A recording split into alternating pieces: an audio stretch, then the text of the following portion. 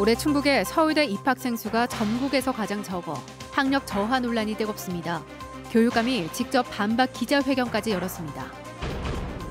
용담댐 하류 피해 문제를 따져보려 국회의원들이 현장 국감을 벌였습니다. 피해 지역이 지역구인 박덕흠 의원은 나타나지 않았습니다. 성폭행 누명을 간신히 벗고 배상 판결까지 받았는데도 검찰은 누구도 책임지지 않고 있습니다. 제19 감싸기가 논란입니다. 수영 강습을 받던 4살 어린이가 물에 빠졌다 목숨을 건졌는데 안전관리가 허술했습니다. 구청 안전점검도 있으나 마나였습니다. 여러분 안녕하십니까? 계속해서 충북 지역 뉴스입니다. 올해 충북의 서울대 입학생 수가 전국 최저라는 국감 자료가 나오면서 충북 교육의 학력 저하 논란이 뜨겁습니다. 결국 김병호 교육감이 직접 나서서 올해 입시 성적까지 공개하며 반박하고 나섰는데요. 직접 들어보시죠. 김영일 기자입니다.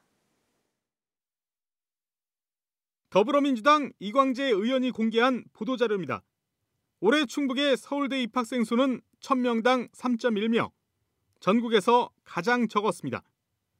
충청북도교육청 국정감사에서도 이 수치를 토대로 충북의 학력 저하가 집중 거론됐습니다. 고3 1000명당 서울대 입학수 2020학년도를 보니까 충북이 울산광역시에 꼴찌고 그 다음이에요. 입시철을 앞두고 충북의 학력 저하 논란이 또다시 일자 김병호 교육감이 직접 기자회견을 자청해 굉장히 불합리한 비교라고 반박했습니다. 서울대 진학률이 높은 자사고나 영재학교가 없는 충북을 다른 시도와 단순 비교하는 건 무리라는 겁니다. 또 이례적으로 올해 입시 성적까지 공개하며 의학계열 합격률은 5년 전보다 4배, 서울대 연고대는 1.4배 높아졌다고 강조했습니다. 서울 소재 명문대학으로 꼽히는 10개 대학 합격 비율도 지속적으로 증가하여 2015학년도 대비 1.9배 증가하였습니다. 그래도 학부모들의 불만을 잠재우기에는 여전히 부족해 보입니다. 학생 1명당 6개 대학까지 합격이 가능한 상황에서 중복 집계도 불가피해 단순히 합격자 통계만으로는 충북의 입시 성적이 나아졌다고 보기 어렵다는 겁니다. 다른 도에서도 어느 정도씩 좋아졌는지를 봐서 비교를 해야지 우리가 2명 더 보냈는데 대전에서는 20명 더 보냈다면 우리 2명 더 보낸 게 뭐 그렇게 의미가 있을까요? 국감에서 불거진 학력 저하 논란은 본격적인 입시철을 맞아 한동안 지역 교육계의 뜨거운 감자가 될 것으로 보입니다. MBC 뉴스 김영일입니다. 여고생이 독감 백신을 맞은 직후 쓰러지는 등 충북에서도 독감 백신 이상 신고가 29건에 달했습니다. 오늘 오전 10시쯤 청주의 한 여고생이 독감 예방접종을 맞고 병원을 나선 직후 쓰러져 종합병원으로 옮겨졌다가 2시간 만에 퇴원했습니다. 현재까지 도내에선 국가 예방접종 22만 7천 명을 포함해 33만여 명이 백신을 맞았고 이 중 집계된 이상 신고 29건은 주로 접종 직후 오한이나 발열 등 경미한 증상에 그쳤다고 덧붙였습니다. 용담댐 하류 지역 피해 문제를 따져보려 국회의원들이 현장 국감을 벌였습니다. 정부의 피해 원인조사위원회 구성을 놓고 논란이 끊이지 않고 있는데 해당 상임위 소속에다 피해 지역의 지역구인 박덕흠 의원은 끝내 모습을 보이지 않았습니다. 이재욱 기자입니다. 국회 환경노동위원회 소속 의원들을 태운 버스가 전북 용담댐으로 들어섭니다. 성난 주민들이 기습 시위를 벌이면서 한때 차량 진입로를 막아서기도 했습니다. 살려주십시오. 살려주세요. 살려주십시오. 먼저 피해 현장을 둘러본 의원들은 간담회를 열어 주민 의견을 들었습니다. 주민들이 느꼈을 그런 어떤 피해라든지 공포감, 그런 어려움 같은 부분들이 더욱더 체감되고 많이 힘들었을 거다 생각 들고요. 피해 지역 주민들은 갑작스런 댐 방류 증가로 수해가 난 지 2달이 넘었지만 달라진 게 없다며 망연자실한 상태입니다. 답답하죠. 지금 우리가 애써서 피땀 흘려 농사진 건데 대책을 좀 얼른 해줬으면 되는데 신속하게 좀 해줬으면 합니다. 환경부는 피해 보상보다 원인 조사가 먼저라며 한 달 전 댐관리조사위원회를 꾸렸습니다. 하지만 사군 범대책위원회는 조사위원 구성에 영동과 금산 등 지자체 추천 인사들이 빠졌다며 반발하고 있습니다. 또 조사위를 한국수자원공사와 위수탁 관계인 환경부가 아니라 국무총리실 산하로 격상시킬 것도 요구했습니다. 조사위원회를 국무총리 산하에다 두고 조사위원회와 피해조사위원회를 같이 병행해서 꾸려주기를 건의를 하려고 합니다. 최근 국정감사에서도 환경부 조사위 구성을 놓고 질타가 이어졌습니다. 수자원공사에서 연구 용역을 받거나 사장과 친분이 있는 인사가 조사위에 다수 포함됐다는 주장까지 제기됐습니다. 근데 이 공통 전문가 7인 중에 6명이 수자원공사 사장님 다 하시는 분들이에요.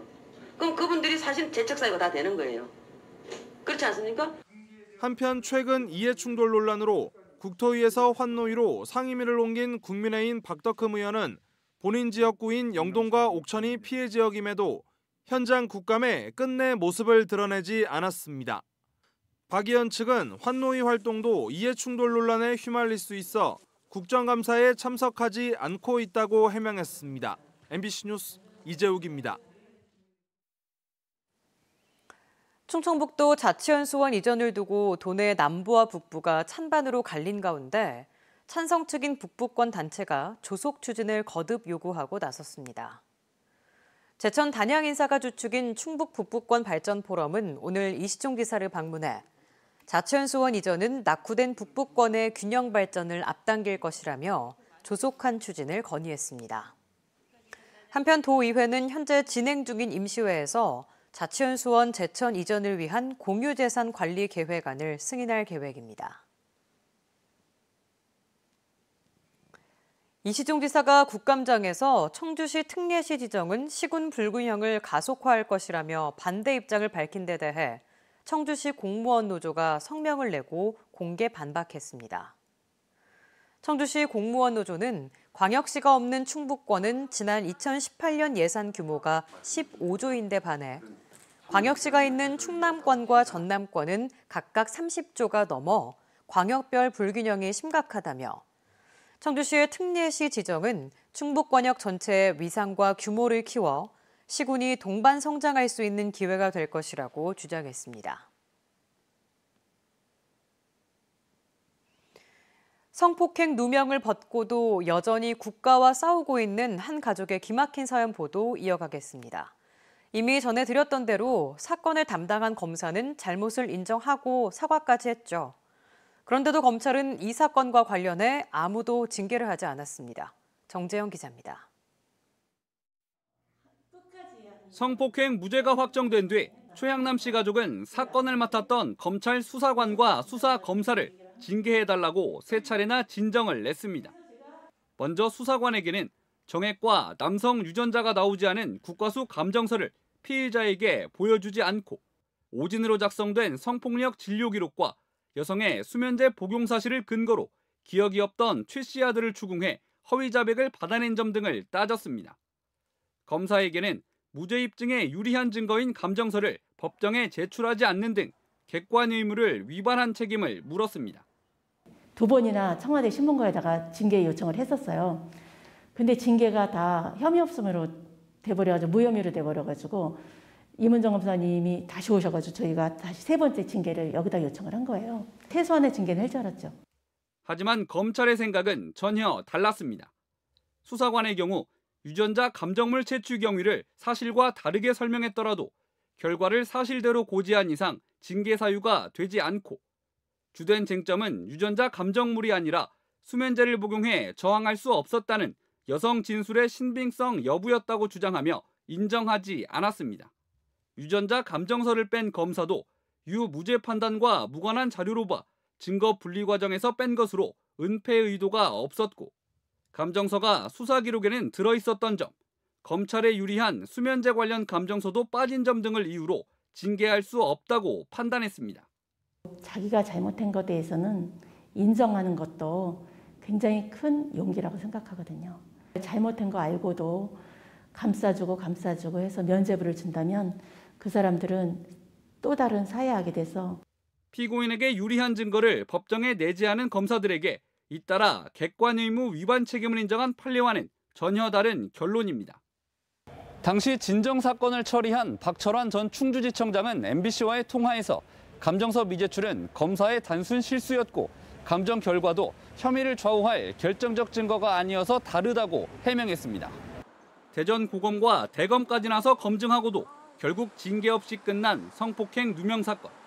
하지만 법원은 검사가 객관 의무를 위반해 최 씨 가족에게 손해를 입혔다는 취지로 국가의 배상 책임을 인정한 만큼 검찰의 판단은 무색해졌습니다. MBC 뉴스 정재영입니다. 충북에서 해외 입국자를 중심으로 코로나19 추가 확진이 이어지고 있습니다. 어제 미국에서 입국한 청주시 서원구의 40대가 확진 판정을 받아 충북의 누적 환자는 184명으로 늘었습니다. 지난 19일에는 중국에서 입국한 충주의 20대와 40대가, 18일에는 브라질에서 입국한 제천의 20대가 줄줄이 확진 판정을 받았습니다. 충북에서 지역 내 감염은 지난 8일 청주의료원 격리병동의 40대 간호사가 마지막입니다. 치료 목적으로 수영 강습을 받던 4살 여자 어린이가 물에 빠졌다 간신히 목숨을 건졌습니다. 사고 당시 안전관리 요원조차 없었고 주변에 5명의 강사까지 있었지만 아무도 몰랐습니다. 이채영 기자입니다. 119 구급차가 빠른 속도로 병원 응급센터로 들어옵니다. 수영장에서 물에 빠졌다 구조된 4살 여자 어린이가 타고 있었습니다. 응급조치로 다행히 목숨을 건졌습니다. 인공호흡을 꼭 껴야 됐고 폐의 절반 이상이 물에 잠겨서 어떤 후유증이 나타날지 모르는 상태였어요. 아이는 이날도 평상시처럼 수영장에서 강습을 받았습니다. 강사를 따라 화장실을 갔다가 혼자서 돌아온 아이는 자기 키보다 깊은 1.2m 풀에 발을 들였다 사고를 당했습니다. 바로 옆에서 강사들이 수업을 하고 있었지만 허우적거리는 아이를 발견하지 못했습니다. 수영장 안에 5분이나 계셨잖아요. 강사분들이 안전요원은 따로 없었고요. 그게 좀 이해가 안 가더라고요. 규정대로라면 수영 강사 외에 안전요원 2명을 감시탑에 상시 배치해야 했습니다. 수영장 관리자는 그날만 없었다고 해명합니다. 아니, 그때 당시 때 없었어요. 다른 데에서 인력이 빠지니까 그쪽에다 충원을 하느냐고 했던 거죠. 하지만 아이 엄마 말은 다릅니다. 지난 6월과 7월에 참관했을 때도 감시탑은 물론 안전요원도 없었다며 그때 찍은 사진을 제시했습니다. 저희 아이가 이제 화장실에 갈 때 제가 몇 번 따라가기도 했고요. 네, 안전요원은 없었어요. 사고가 충분히 일어날 수 있었던 상황인 것 같아요. 아이를 지도했던 강사도 감시탑의 존재조차 몰랐습니다. 감시탑이 뭐죠? 그 탑은 없어요, 저희 수영장은. 이런데도 수영장은 2달 전 구청의 안전점검을 통과했습니다. 그 당시에는 어쨌든 수업이 끝나고 나온 상태였기 때문에 그거는 직원분한테 구두로만 확인을 한 거죠. 수영장 측은 안전 부실을 인정했습니다. 미흡했어요. 인정하고 저희가 앞으로 더 조치해서 그런 게 안 일어나도록. 경찰은 조만간 수영장 관리자를 불러 업무상 과실치상 혐의에 대해 조사할 예정입니다. MBC 뉴스 이채연입니다. 충북 청주 경실련 성희롱 피해자 지지 모임이 가해자로 지목된 사람들과 일부 회원들이 피해자들을 조롱하는 글을 유포하고 있다며 중단을 촉구했습니다. 비대위에도 진상조사 결과를 피해자들에게 알리고 2차 가해 행위를 중단시키라고 촉구했습니다. 내부 성희롱 사건이 발생하자 중앙경실련은 지난 8월 임직원 업무를 정지시키고 비대위를 꾸려 수습에 나선 상황입니다. 제75주년 경찰의 날을 맞아 충북지방경찰청에서도 기념식이 열렸습니다. 충북청 경비교통과 신근식경위는 자동차 운전면허 정지 취소 처분 관련 소송 처리를 도맡아 수행한 전문성을 인정받아 근정 포장을 받았습니다. 또 지방청 정복과 박봉규 총장과 여성청소년과 김은희 경정 등 330여 명이 대통령과 국무총리, 행안부 장관과 경찰청장, 지방청장 표창을 받았고 치안행정에 협력한 민간인 110여 명에게도 감사장이 수여됐습니다. 온라인으로 기획된 각종 문화 행사들이 오프라인으로 다시 전환되고 있습니다. 한국예술문화단체 총연합회 진천지회 등은 사회적 거리두기 1단계 전환에 따라 오는 주말 진천 화랑관에서 기획한 가을 음악회를 당초 온라인에서 오프라인으로 바꿔 개최하기로 했습니다. 또 진천군 덕산읍 진천문화의 집에선 오는 23일부터 사흘 동안 지역 생활문화 동호회의 공예작품 전시회도 오프라인으로 진행될 예정입니다. 농림축산식품부가 주관한 2021년 지역 푸드플랜 구축 지원사업 공모에 청주시와 제천시, 영동군, 증평군이 선정됐습니다. 4개 시군은 정부에서 용역비 2억 원을 지원받아 지역 내에서 먹거리를 안전하게 생산, 소비, 폐기하는 선순환 구조를 2023년까지 수립하게 됩니다. 이번 사업에는 전국에서 15곳이 선정됐으며 충북이 가장 많이 선정됐습니다. 지금까지 충북 지역 뉴스였습니다. 고맙습니다.